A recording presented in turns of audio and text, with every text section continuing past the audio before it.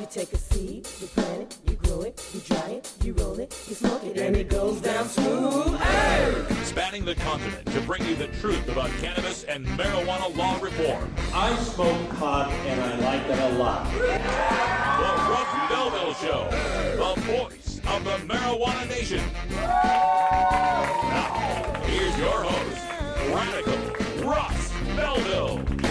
Good day, tokers and tokettes and non-toking lovers of liberty. It is Tuesday, January 20th, 2015, and it's got to be 420 somewhere in the world. I hope you had a good Martin Luther King Jr. Day holiday, and I hope you enjoyed the football games on Sunday. Man, I'm so excited about the Green Bay Packers going to the Super Bowl. I was watching the game. They're just blowing the Seahawks out, holding them scoreless throughout the first half. They got some touchdown in the third quarter. I had to tune out about 4 minutes left in the game with the Packers up 19-7. So I'm sure that they held on to that game and they went ahead. What's this? The chat room. Oh, something happened? Yeah, the Packers got an interception and then the Seahawks got another touchdown with 2 minutes to go. Oh, that's fine. I'm sure the Packers, they would have had to onside kick at that point. So I'm sure the Packers recovered the onside kick and What the Packers blocking full of tight end, instead of blocking, tried to get the onside kick. It bounced off of his hands and the Seahawks got it. Well, that's okay. I'm sure with just, less than 2 minutes to go and only one timeout that there's no way they scored what's that? They scored the go-ahead touchdown. Okay. Well, that means they'd have been up 20-19. So, all they got to do is defend the 2-point conversion, and then Aaron Rodgers will get the ball back, drive bound for a field goal to win. And what's that? They had him at a 15-yard sack, but he heaved up a Hail Mary that was caught for the 2-point conversion, putting him up by 3. Well, okay, but I'm sure with a minute to go, Aaron Rodgers got the ball back and drove down the field, and they got the tying field goal to go into overtime, right? Right? Oh, yeah, see? And then, right there in overtime, all they got to do is get the ball back and get that touchdown. And the coin flip went to Seattle? Oh, okay, that's all right. Well, all they got to do is defend. It's overtime, right? See, if you hold them to a field goal, you get the ball. What's that? They threw their third pass, was a 35-yard touchdown pass to the guy that the Seahawks had thrown at 4 times previously. And each one of those 4 times it was an interception, but the 5th time was the game-winning touchdown. Right. You guys are pulling my leg. Come on. I didn't smoke that much weed. All right. Well, let's get on with the show today. Plenty to talk about in the world of marijuana. On today's show, our interview is going to be a little bit of Cannabusiness Chronicles. We've got Kenny Morrison. He's the CEO of the Venice Cookie Company. He'll be joining us to talk about the wide world of marijuana edibles. And then in the Radical Rant today, at the end of the show, there's a quote from a friend of mine, Sharon Ravert. She's the executive director of Peachtree Normal in Atlanta, Georgia, where she said, y'all are just afraid of the word high. And that got me to thinking about the word high and how it scares so many of our legislators out there. So we'll talk about that in the Radical Rant. Also on the show today, we're going to do some drug war data mining. I've been putting together a whole bunch of geographic data for the state of Oregon in my new role as the executive director of Portland Normal. I want to share some maps with you that give you an idea of what the political struggles are here with marijuana legalization in the Beaver State. Also on the show, speaking of the Beaver State and the other states that have legalized marijuana, what does that mean about drug-sniffing dogs now? Are drug-sniffing canines worth a damn now that we've got marijuana legalization in 4 states? We'll talk about the legal ramifications of probable cause and search and seizure. But of course, we start everything off with the 420 radio news. In the headlines today, the governor of Wyoming is weighing in on Nebraska and Oklahoma's lawsuits against Colorado's legalization. The patient registry for Michigan declined for the 2nd year in a row. There's a new survey out in Indiana on marijuana legalization. We got some more details on that Ohio marijuana cartel idea and some insiders gaming the rules on Florida's medical marijuana regulations. All that coming up in hour 1, and then stay tuned for hour 2. Toker Talk Radio will take your calls and cover more stories of the day, and maybe somebody can give me the real lowdown on what happened in that Packers-Seahawks game. I think I'm going to have to smoke a lot of marijuana this next couple of weeks. Stick around. We're right back after this.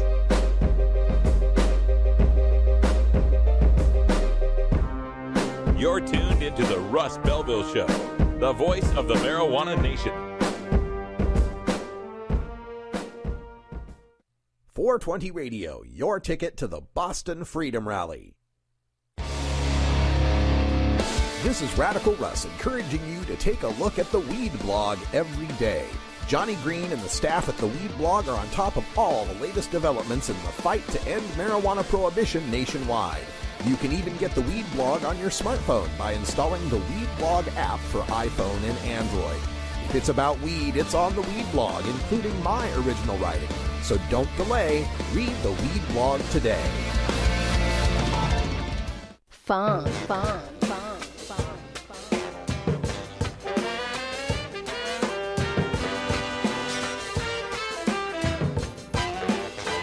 Oh, hello. I'm Big Daddy, and I want you to join me at the Funky Roller Ring. We're partying hard over here, baby. So stop on by. Check out the funky grooves and shake your booty too. Don't get in too deep, brother. Don't get in too heavy. Don't get so you can move about whenever you get ready. Sir, do you think there will or should come a time for us to discuss the possibility of legalization, regulation, and control of all drugs, thereby doing away with the violent criminal market as well as a major source of funding for international terrorism? Thank you so much for your time, Mr. President. Well, I think this is an entirely legitimate topic for debate. Name the time and place, Mr. President. Radical Russ has been prepping for this debate full-time since 2005. The Russ Belville Show.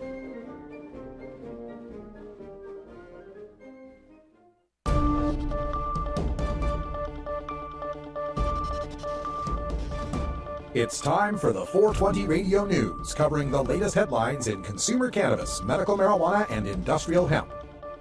Transcripts of 420 Radio News are available daily on our website at 420radio.org.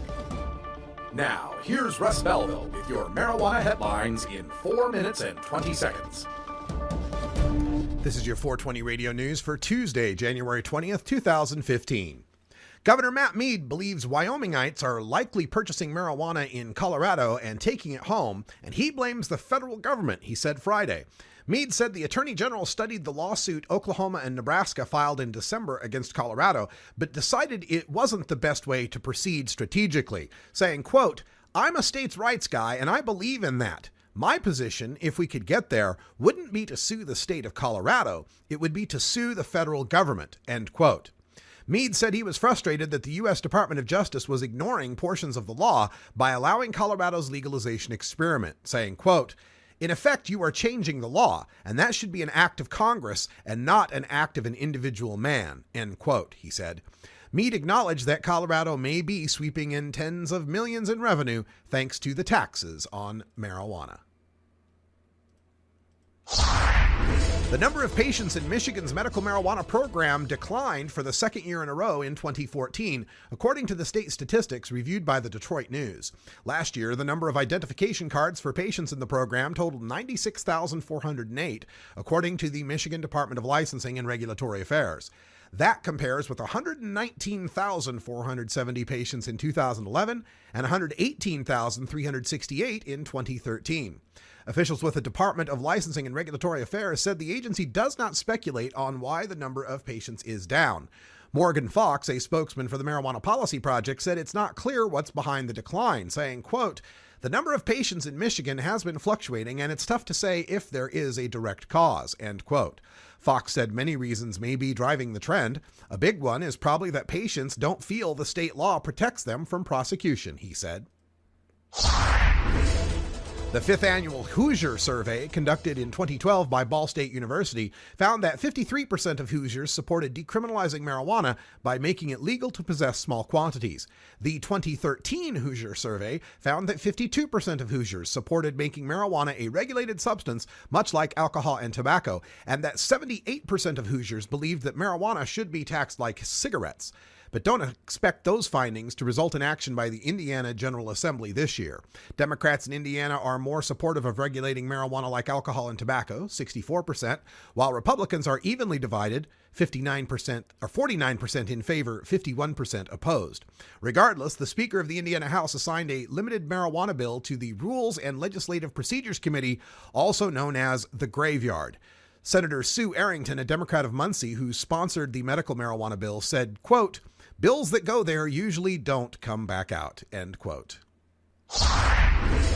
The Responsible Ohio Political Action Group has finally released some details of their proposed constitutional amendment, which will require over 300,000 signatures to place on the 2016 ballot. The group has been criticized for its proposal to implement an anti-competitive 10-grower marijuana cartel as marijuana is legalized. The amendment proposes that the Marijuana Control Commission will oversee the manufacturing, selling, distributing, and taxing of marijuana, that marijuana will be grown at only 10 sites in Ohio to ensure the product is tightly regulated and tested for safety and potency. These sites must be at least 1,000 feet from a school, public library, church, or licensed daycare. Marijuana will be taxed at 15%. Medical marijuana will be sold at a wholesale price to patients with a doctor's recommendation, and 85% of the tax revenue will go to municipalities, townships, and counties. Florida's rules for medical marijuana will be crafted in part by a 12-member panel that includes 9 members in a position to make money from the law. The 12 make up a committee formed to help the Florida Department of Health determine how to select, license, and regulate Florida companies to grow non-euphoric cannabis, make a medicinal oil from it, and sell it to patients. The law, approved last year, allows patients with intractable epilepsy and several other medical disabilities to use the cannabis oil, but the department's efforts to write regulations bogged down in legal challenges from growers, court rulings, and bureaucracy.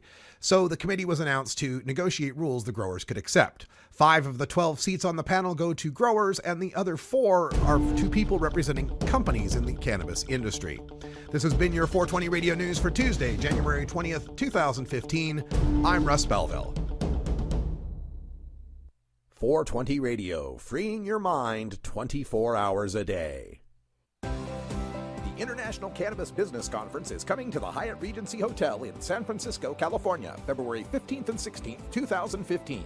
Don't miss this exclusive opportunity to hear from the experts on the future of marijuana commerce, including scientists like Dr. Carl Hart, Dr. Amanda Ryman, and Dr. Stanton Peel, policy experts like Ethan Nadelman from Drug Policy Alliance, Anthony Johnson from Oregon's Legalization Campaign, travel author Rick Steves from Washington's Legalization Campaign, and California legalization pioneer Dale Sky Jones. Business experts like Harborside Steve D'Angelo, ArcView Group's Troy Dayton, and UFCW union leader Dan Rush. Cannabis journalists like Ricardo Baca, Steve Bloom, and Doug Fine, and California Republican Congressman Dana Rohrabacher, plus many, many more. Tickets are on sale now at internationalcbc.com, but hurry, last year's conference in Portland, Oregon was a sellout.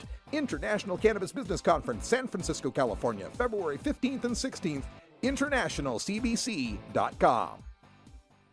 NORMAL stands for Responsible Adult Cannabis Use. If cannabis use is causing problems in your life, consider taking a break or seeking medical assistance.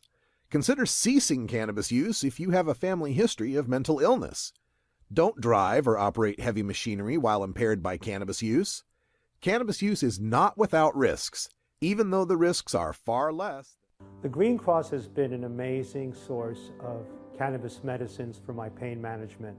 Whether I need edibles or tinctures or topicals, I'm able to combine the 2 or 3 to give me really successful pain control.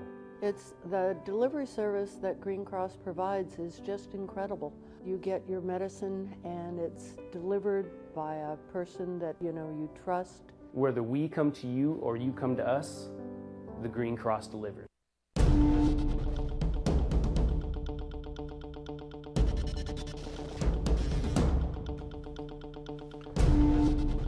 Welcome back, everyone. 14 after the hour, and today in Behind the Headlines, we take a look at an article from Jacob Sullum of Reason Magazine. Does legalization make marijuana detecting dogs obsolete?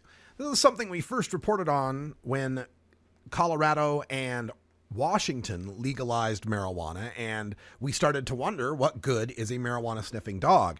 Throughout those campaigns and the campaigns in 2014, I reminded marijuana consumers throughout the country that regardless if we're legalizing an ounce, 8 ounces, or even a gram of marijuana for personal consumption, one of the biggest takeaways from marijuana legalization is ending the contraband nature of marijuana, specifically with respect to the probable cause generated by a drug-sniffing dog. Now, we've reported on drug-sniffing dogs many times. We've spoken to the experts in this field, and we've reviewed many of the studies. A famous study showing how much drug-sniffing dogs are alerting based on their owner's subconscious cues. We reported on a story where teams of dogs were run through 4 rooms. A room could have either a red card indicating that contraband was present, or the room could have tennis balls and sausages, something dogs would like, or the room could have both of those things,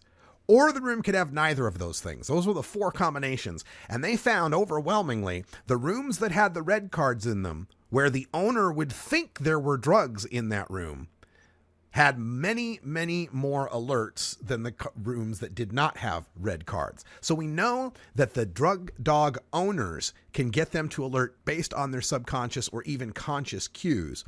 And we found that the reliability of drug sniffing dogs is well below what we would consider to be constitutional when it comes to accuracy. When a drug sniffing dog is run around the outside of a car, it is about 60% accurate. That is about 40% of the time they find no drugs in that car. And they're far less accurate once the dog is run around the inside of a car. Dogs will alert 2 out of 3 times when no drugs are actually found.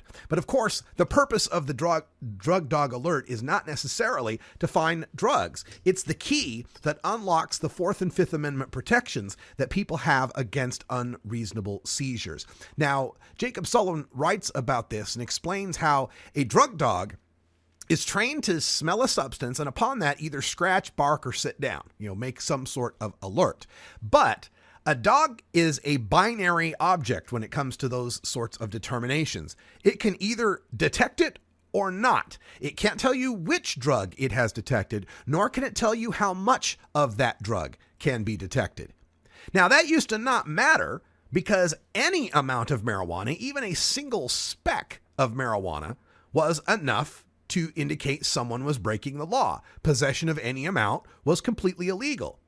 But now, in Colorado, Washington, Oregon, and Alaska, where you're going to be allowed to carry around an ounce of marijuana on your person, that dog alerting for marijuana is no longer a probable cause to indicate any crime has taken place. And furthermore, that alert for marijuana, if the suspect might be carrying other drugs, that could lead to those other drugs being dismissed as evidence illegally gained by the dog. For example, suppose you're carrying an ounce of marijuana and a 1/4 ounce of mushrooms, and the drug dog alerts, the cops get those substances, your bag of weed, your bag of mushrooms, and the bag of weed's legal, but the mushrooms are still Schedule 1, and they take you to court over that. A good defense lawyer will be able to get that thrown out of court because the evidence of the mushrooms is what they call the fruit of the poisonous tree, the fruit of the poison tree. The idea that you cannot use any of the evidence that you gain from an illegal search. And when that dog alerted, there's no way to tell the dog was alerting to mushrooms that are illegal versus weed that is legal. So that's where we're at right now, constitutionally speaking. Now, the drug dog sniffs themselves are not a search. There's been cases at the Supreme Court that have decided this, that all that a drug dog sniff does is reveal the presence of contraband. It doesn't tell anything else about you. It doesn't tell your social security number, doesn't show you naked. It's not a search in the typical sense because the only thing it can detect is crime, not anything personal. But now that marijuana possession is no longer a crime, that search is no longer a probable cause. In Washington and in Seattle, the Washington State Patrol and the Seattle Police Department soon began retiring their drug dogs who had been trained for marijuana because it's almost impossible to retrain a dog to not sniff something that it's already been trained to sniff. It can be done, but it's very expensive, and getting a new dog is about the same expense, about $15,000 it costs in training, in time and resources to be able to get those dogs to the level that they need to be. So I believe what we're going to see through legalization in this country, especially up here in the Pacific Northwest, is an end to marijuana sniffing dogs. Now, they might have some limited use, being able to sniff marijuana on minors. That's, minors can't possess marijuana. That's still illegal. Being able to use dogs to run through schools for searches because those are all minors. Maybe there might be those limited uses. But folks, the era of the pot sniffing dope dog is coming to an end.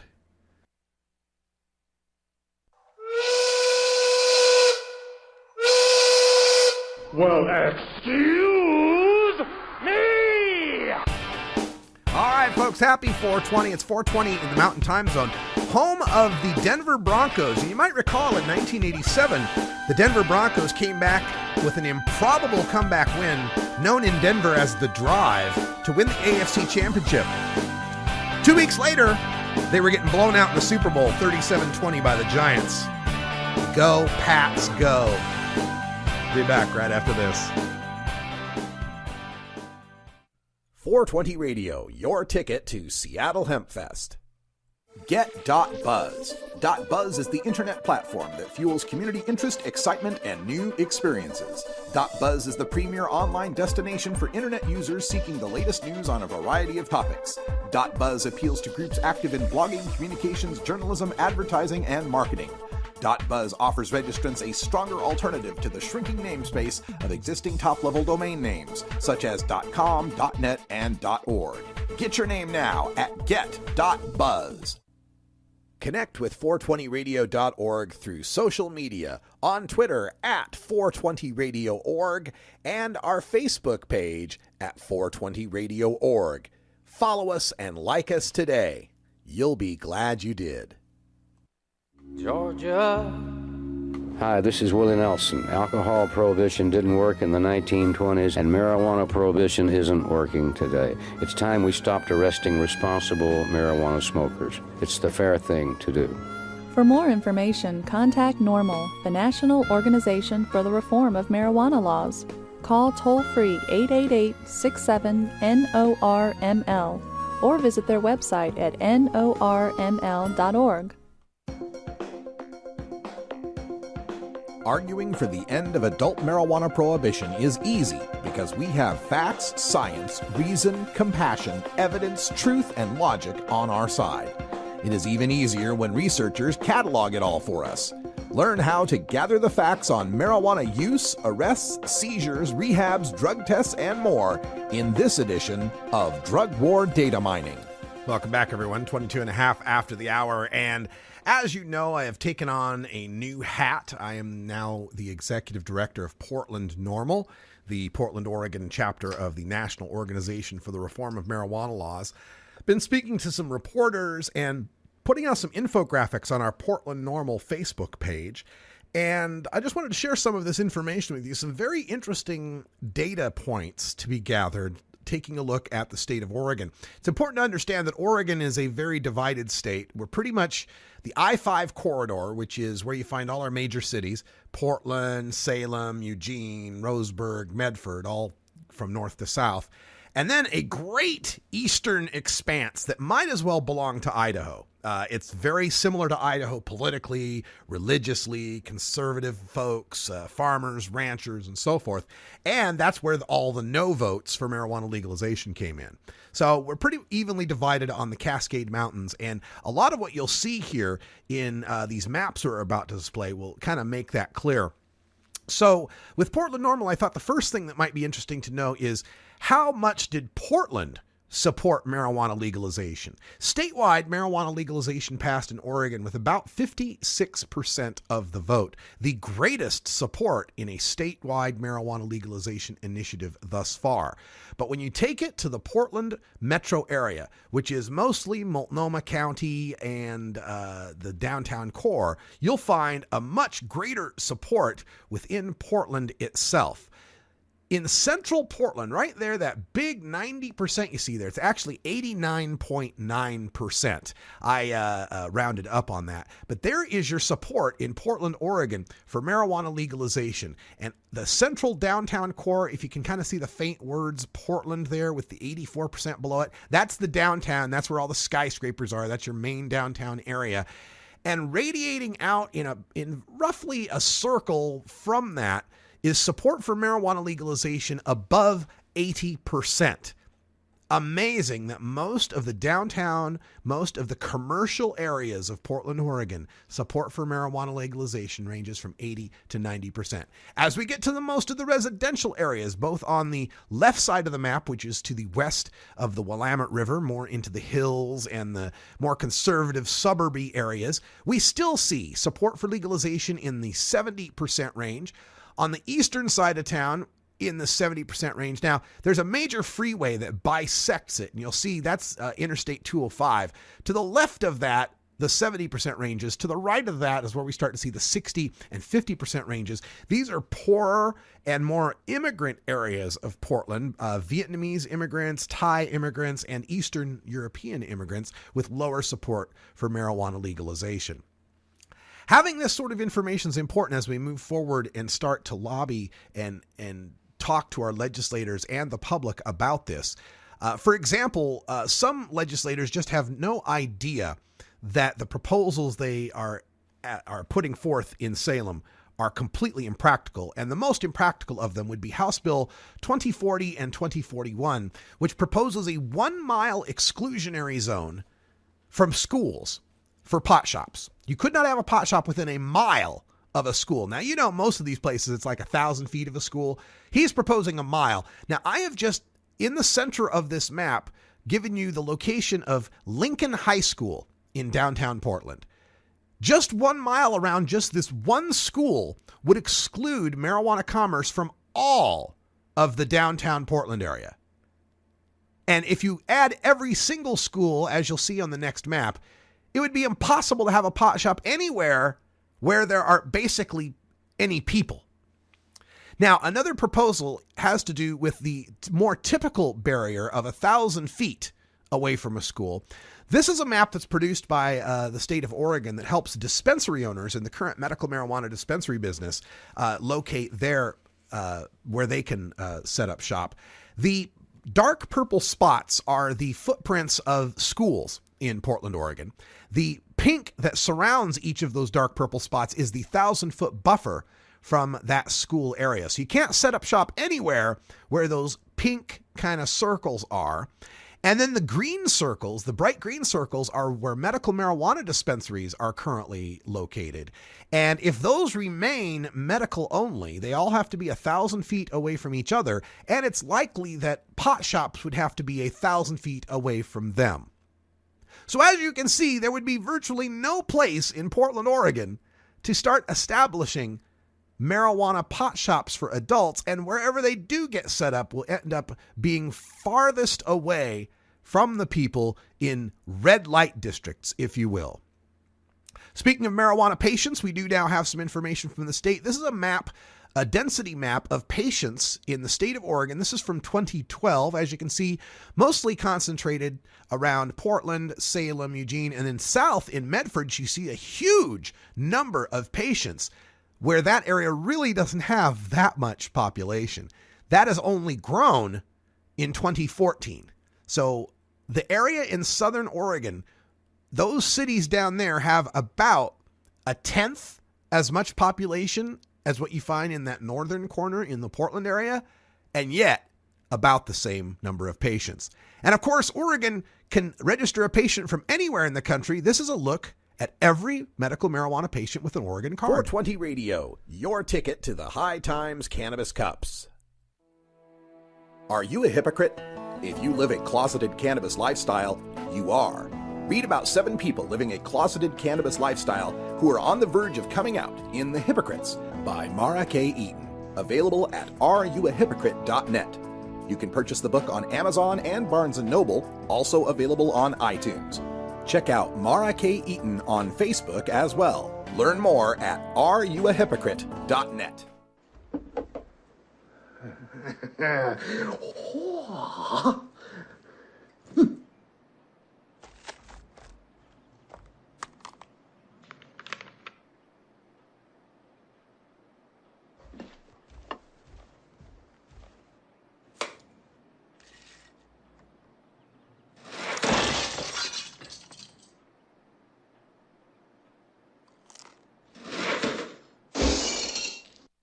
Growing plants indoors can be a rewarding hobby, but electricity bills can go through the roof. Then you have to cool down all those big hot lights. It can drive a grower insane. With Lush LED lighting, you can solve many of these issues and double your rewards. Matt and his scientists have developed the perfect light for flowering plants with far less cost and heat. And the results? Very effective. Check out lushledlighting.com right now and tell them Radical Russ sent you.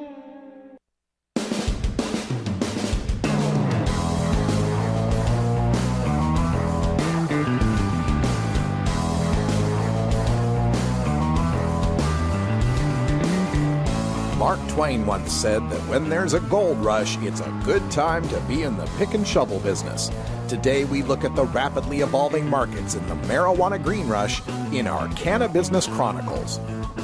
Welcome back, everyone. 30 after the hour, and joining us today on the telephone, we're hooking up with Kenny Morrison. He's the CEO of the Venice Cookie Company out of Venice, California, a purveyor of fine medicated edibles. Having a little difficulty reaching him on the line at the moment. Let's see if we can get him there. Kenny, are you on there? Can you hear me? I can hear you. Oh, thank you so much for picking up. We were scrambling there, having some difficulty with the Skype line, but we're glad we got you here. You are the CEO of the Venice Cookie Company. Tell us a little bit about your company and products.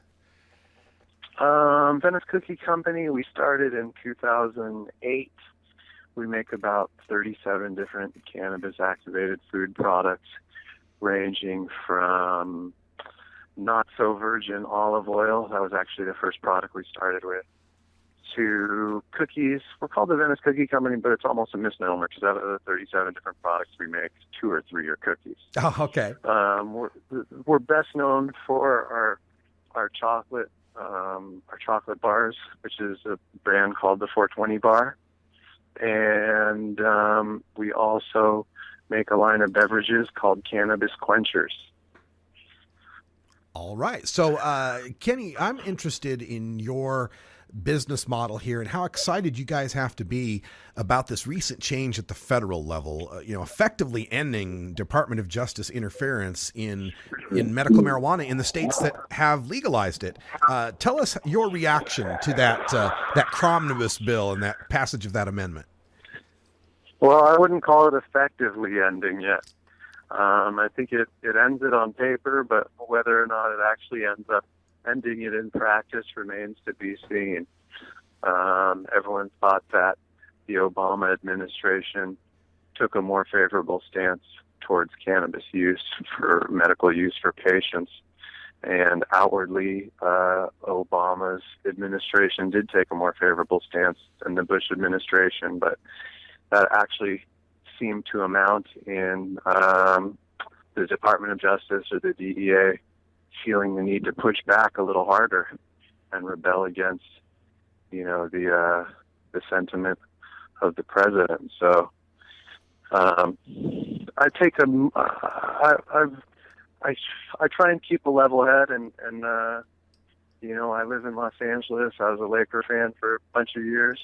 Rest in peace to my Lakers. But Phil Jackson as a coach, he never got too excited when the good things went down, and he never got too disappointed when the bad things went down. And I try and just kind of maintain sort of a level-headed perspective on what all of these new policy changes mean, because it's one thing for it to be written on paper. It's another thing for it to be executed in the way that we'd all like it to be executed. Yeah. And well, currently we've got the U.S. Congress is completely in Republican hands, Senate and House.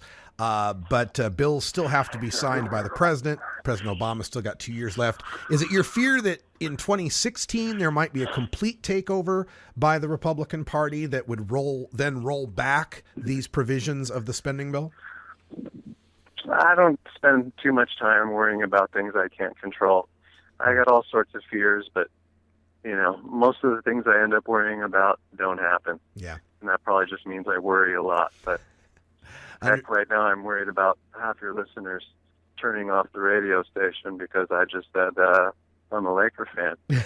You're up in Portland, right? That's okay. We're global at this point. I'm sure our fans in Japan could care less. So thank you so much about that, though. We're having a good year for the Blazers. Not so bad. Let's talk about the edibles business, because this is something that's been going on in Colorado and California and a lot of the other medical states for over a decade now. But it's become a little more high profile now that there's marijuana legalization in Colorado, and particularly when a certain New York Times columnist blasts about her tripping out on the cookie, so to speak.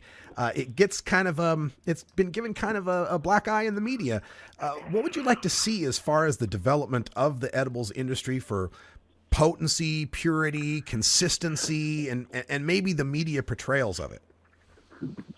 I have no problem with how the media portrays edibles. There's concerns with edibles just like there's concerns with everything else. And we need to be able to learn from our mistakes. And if there's, bud tenders out there who are giving marined out incomplete information, we need to take that on the chin and be willing to learn from our mistakes. So, I tell people all the time, there's not much I can do with compliments. When I give people my food products, my cannabis edibles, and they go, "Oh, wow, thanks, that was great." That doesn't make me a better company. That kind of builds up my self-esteem and makes me feel good. But if I'm on the path to being as good as I possibly can be, I need to welcome myself more to the criticism than I do need to pat myself on the back for the positive things people tell me. So she's absolutely right. We have an issue where a lot of bud tenders out there, have an extremely high tolerance to cannabis, and they're imparting what works for them on newbie novices who haven't tried cannabis in 30 years, and assuming that they have the same tolerance. I don't use the word dose on any of my packaging because a dose is a very personal thing, and everyone has to know what works for them. So really what that whole Maureen Dowd calamity resulted in was a wave of edible education. And I think for that, I'm grateful. And that's great for the cannabis industry at large, and it's great for, the edible industry, is for people to get more educated on what works for them. Do you feel education alone will help this situation, or should there be regulatory changes to back it up? There's always going to be, a bureaucracy making rules.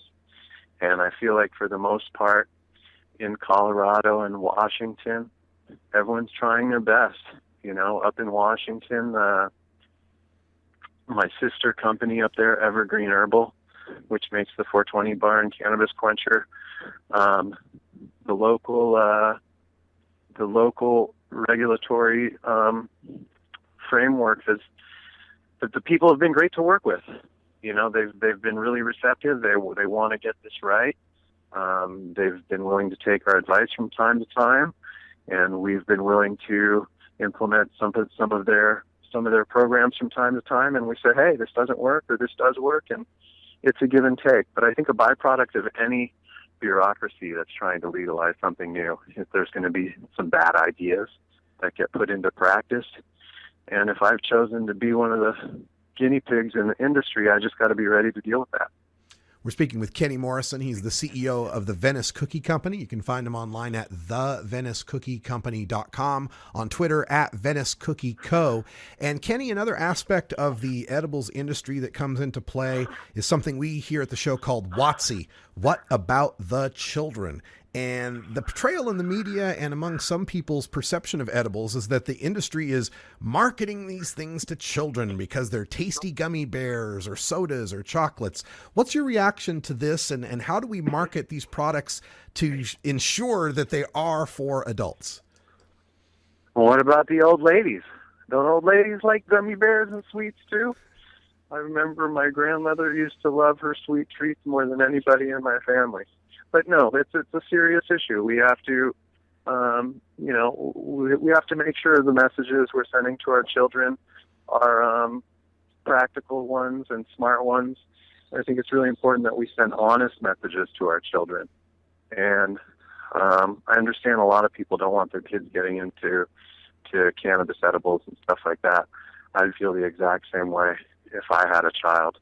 I'm about to get married. I'm about to be a parent in the next year or two. But I think the big thing is, if I had a teenage child who was to experiment with something that is,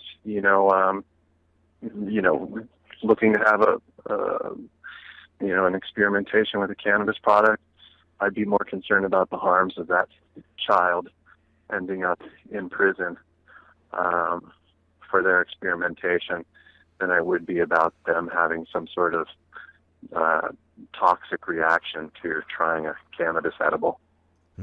We also found a concern in Colorado around the consistency of labeling with cannabis items. For example, something labeled 100 milligrams of THC, where one batch is 10 and another batch is 160. What do you do at Venice Cookie Company to ensure consistency and quality in your product lines?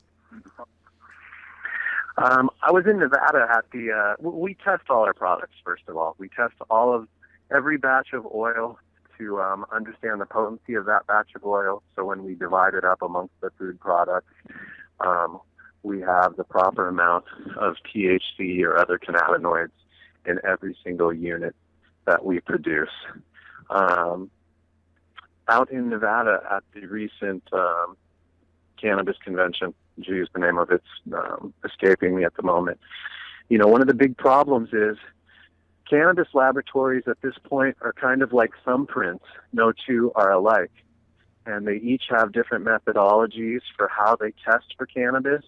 And each food product itself needs a completely different process done to it in order to figure out how much THC is in it.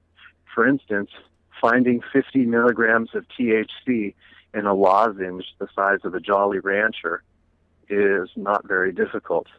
Finding 50 milligrams of THC in 16 ounces of a beverage can be very difficult. It's kind of like finding a needle in a haystack. And when these laboratories are charging you $100 or $200 to do a test, it's sometimes not worth them calibrating their machine for half a day to get that one test done. Most laboratories are set up to test THC potency in flowers and concentrates, not necessarily a wide variety of food products. So again, there's a learning curve for all involved. That the testing laboratories have a way to go, and they need to start sharing information with each other and having more of an open source way of testing the products and sharing their testing methodology with fellow labs, so there can be more standardization within the industry. Well put. Kenny Morrison, the CEO of the Venice Cookie Company, want to thank you for joining us here on the Russ Belville Show. Some really wise words from someone who's right there in the industry in Venice, California. Thanks so much. Hey, well, thank you. I hope I sounded somewhat smart. You have a good one. You sure did. Have yourself a great day. All right, coming up next, folks, we got the anti-drug public service announcement of the day, and we'll follow it up with a radical rant. Stick around. Are y'all afraid of the word high? We'll tell you why you shouldn't be when we come back.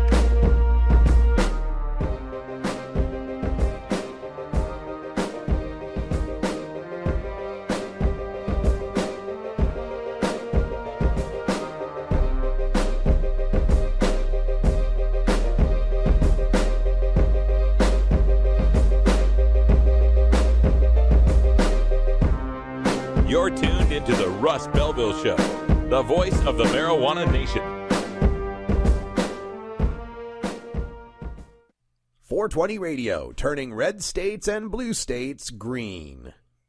You know Herb Thrasher from the Herb Thrasher Flower Hour. Now get ready for Herb Age Designs for the proud cannabis consumer. Herb Age Designs, lifestyle gear for the 420 friendly. Herb Age Designs, we've got Frisbee golf discs and durable hemp gear. Herb Age Designs, we've got shot glasses, drinking glasses, coffee mugs, and beer cozies. Check us out on Facebook and online at herbagedesigns.com. And follow Herb Age and Herb Thrasher on Twitter.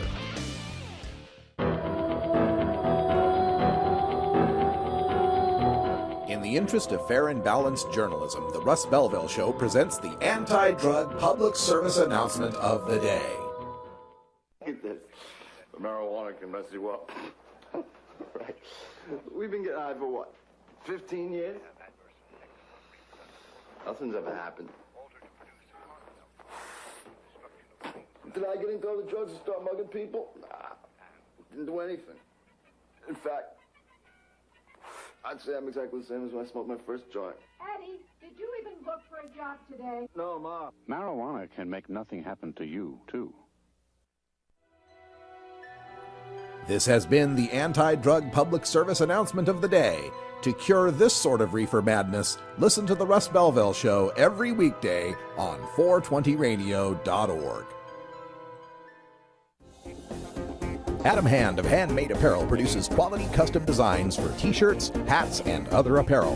Handmade Apparel is the official design shop for 420 Radio among many clients who rely on Adam Hand for everything from short-run custom projects to full-run clothing lines. Visit handmadeapparel.biz to browse the selection of handmade gear or to get a personal quote for your own designs. Handmade Apparel, a proud supporter of 420radio.org.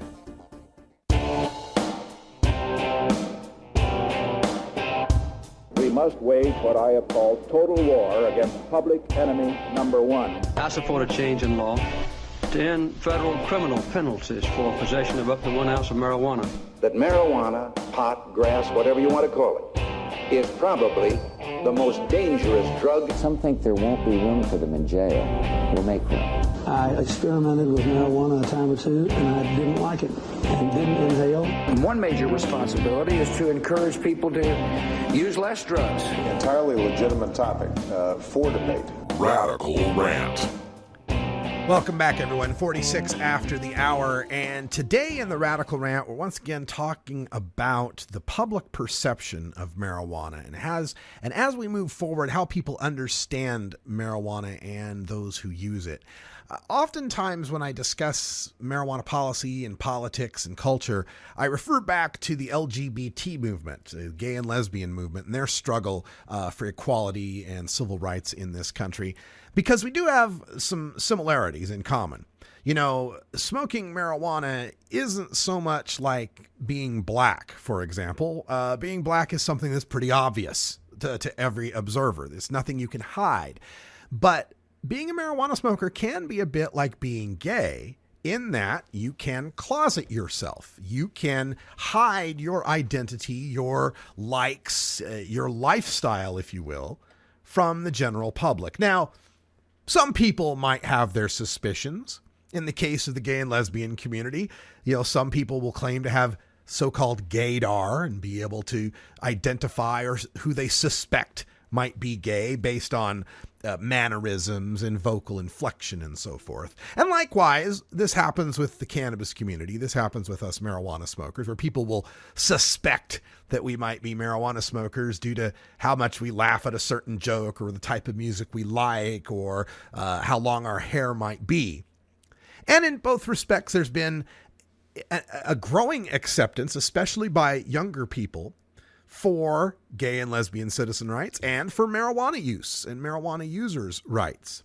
And I believe that has corresponded with coming out of the closet. As gay people came out of the closet and were more visible, thinking back to Billy Crystal's character on Soap from the 70s, Jody, one of the first gay characters on mainstream television, to today, where you have shows like Modern Family that show, gay married couples. It's just become no big deal to the younger generation, especially as they've become more and more accustomed to it, as they've seen more and more out and proud gay people and realized, hey, they're gay. So what? They still go to work. They still drive cars. They still pay taxes. They still have kids and care about them and vote. And they're conservatives and liberals and they're all over the place. They're no big deal. And I believe we're seeing a similar thing happen with marijuana use. As more and more people come out as marijuana smokers, it becomes easier and easier for people to recognize, especially young people to recognize, that marijuana use is no big deal. And aside from the marijuana use, we're all alike and we all deserve the same rights, privileges, and responsibilities. But there is a substantial difference in the gay rights movement and in the marijuana rights movement. And that is, outing yourself as a gay person did not make you a criminal. Yeah, yes, you could lose your job. You could get fired. You could be kicked out of... I mean, there's all sorts of terrible things, injustices that gay people have suffered when they come out of the closet. There's not to diminish that. But police officers could not arrest you, not since Lawrence v. Texas, at least. Now, in the case of a marijuana smoker, we face those discriminations, kicked out of the, fired, not hired, and so forth, with even greater legal support for those abuses. In the cases of gay folks, a lot of times it's just kind of culture and the way people are reacting, and there's not, written in the law that you can legally do that. It's just not written that you can't, right? In our case for marijuana smokers, though, a lot of that stuff is specifically written because of who we are, and there are tests to determine who we are. Gay people peeing in a cup, that was never going to detect whether or not they're gay. But marijuana smokers peeing in a cup can get you that scarlet letter with just a few nanograms of metabolite. So where this leads to is this understanding and this recognition that the public has for what it is to be a marijuana smoker. And as it's been illegal for so long, that limited understanding of who a marijuana smoker was confined to the narrow constraints of what I call the iceberg of marijuana smoke. The iceberg is that the pot smokers at the top are above the waterline. Those are the pot smokers you see. Just like an iceberg, most of it is submerged below the waterline. But the ones you can see in that marijuana iceberg are your hippies and your tie-dyes and your iconoclasts and loners and self-made entrepreneurs and artists and musicians and all the people who could be out and proud or didn't give a shit about being out and proud, had nothing to lose if they were out and proud. And so the association in the public's mind of what marijuana smokers are wild-eyed and idealistic and paranoid and conspiracy theorist and the libertine rock and rollers and the far lefty liberal writers and so forth. The wild fringes of marijuana smokers. And to a public that doesn't smoke marijuana generally, maybe tried it in their youth, they've come to associate that fringiness with the marijuana, that those people must have been just regular normal people like you and me, but then they smoked the wacky tobacco and look what it did to them. They got all tatted up. They got all kooky. They grew their hair long. They started talking about 9/11 truth or whatever the hell else they're talking about. Contrails, save the whales, whatever it might have been. And regardless of how right or wrong any of those positions may be, it can be identified with becoming fringy, becoming radical, becoming out of the ordinary. That it somehow substantially changed who these people were. And of course, that's a misunderstanding due to confirmation and selection bias. That's that 10% of the iceberg you saw were already that way. Those people already were kooky, iconoclastic, and strange and weird and all those other adjectives. And they smoke pot, right? It's correlation is not causation in this case. And what they don't see is that 90% below the waterline, the plumbers and the teachers and the doctors and the lawyers and the construction workers and all the other people who smoke pot, who are just average run-of-the-mill normal folks. They're on a bowling league. They go hunting with their friends. They work volunteer time at the library, whatever, just normal, average American stuff. And when they smoke pot, they're still regular, normal, average American folks who still believe regular, normal, average American things. And what got me to thinking about this from this perspective was that simple quote from one of my favorite activists in the world, Sharon Ravert, the executive director of Peachtree Normal, who is as nice Southern mom, conservative business lady as you could be. Right out of Central Casting. Someone who could go meet any Midwestern mom with a conservative background, and the two of them would be swapping tails over punch and pie, right? Just total down-home person. And she was discussing how in Georgia, they've got an opportunity to move forward with something medical marijuana there. And yet it keeps getting bogged down over whether or not it should be one of those CBD only situations. We're only going to legalize one molecule in cannabis, just the one that doesn't get you high. Regardless of the fact that most of the people that get benefit from that CBD don't really get the full benefit till they add the THC. Not to mention the people for whom CBD is worthless and THC is highly medicinal. Forget that. The discussion's whether or not it's just going to be CBD only or something broader than that. And she came up with what I would consider the quote of 2014 when it came to marijuana reform. And that was, y'all are just afraid of the word high. Y'all are just afraid of the word high. So succinctly sums up what this is truly about. The consideration here, the fear, is that if we allow cannabis medicines with THC in them to be used on the children, why, the children will get high. And what the hell does that mean? First of all, if you're a parent that's ever given your kid one of those dextromethorphan cough syrups, an antihistamine, or God forbid your kid's on Adderall or Ritalin right now, you got no room to talk about being worried about getting a kid high. If you've ever had to give your kid a painkiller from dental work or from hospitals or whatever, if you've ever taken your kid in for a laughing gas treatment with marijuana or with the dentist, if you've ever done those situations, the rank hypocrisy you are exhibiting by worrying about marijuana's high is so great as to defy explanation. But see, that's not their concern.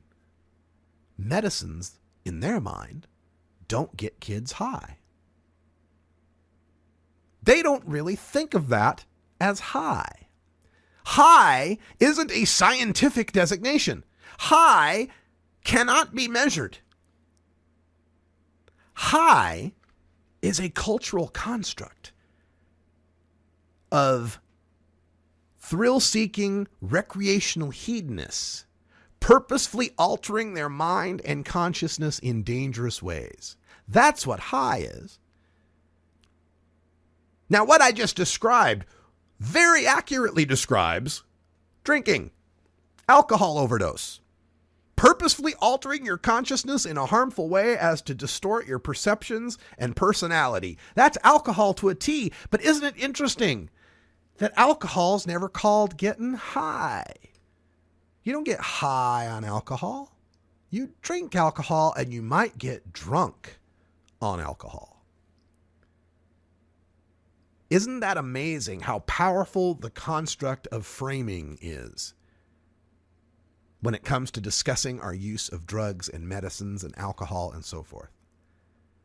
That these legislators are willing to let children suffer, knowingly let children and adults suffer, not getting THC that has been shown to be effective for their conditions, for the fear of a word. For the fear of the word high, that it might get a kid high.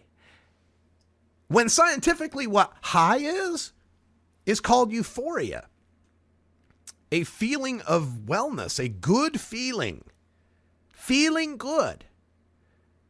How incredible is it in our society that the need to punish people for feeling good is so great?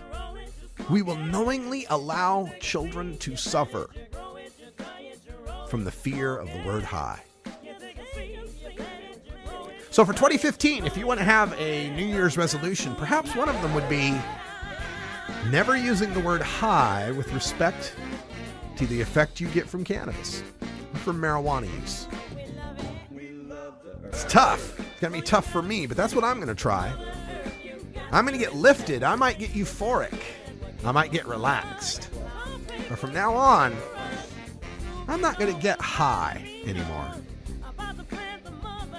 That's all the time we got for Hour 1. Thanks for joining us. Stay tuned. Hour 2 is next. Toker Talk Radio. We'll take your calls at 971-533-7111.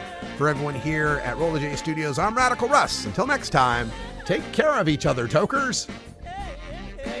This is the Russ Belville Show. The Russ Belville Show is blogging and podcasting daily at radicalruss.com. You take a seed, you plant it, you grow it, you dry it, you roll it, you smoke it. You take a seed, you plant it, you grow it, you dry it, you roll it, you smoke it. You take a seed.